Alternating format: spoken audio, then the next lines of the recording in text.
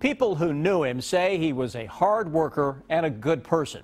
So what led to an 18-year-old being shot and killed on a Lexington street? Lexington police are still trying to figure that out tonight, a day after finding Jamal Gossett dead. Hillary Thornton talked to one of his former teachers and someone who lives near the shooting scene. An amazing young man. He had an infectious smile. He worked hard for all of his teachers, including me, and he was just a pleasure to be around. That is how 18-year-old Jamal Gossett's former teachers at Bryan Station High School are remembering the teenager who was found fatally shot inside of an SUV on Kent Drive. All of us in the building, we just are in shock.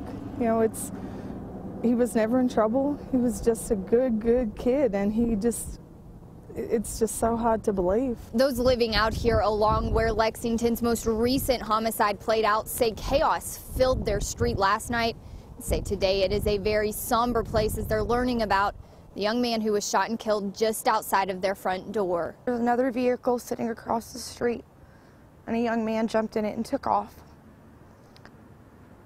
And one of my neighbors was standing by the door of this SUV, saying that there's a young man inside dead.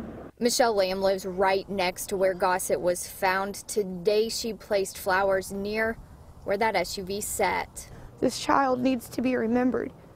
It needs to be solved, and it hurts me just because he was left alone. He was only 18.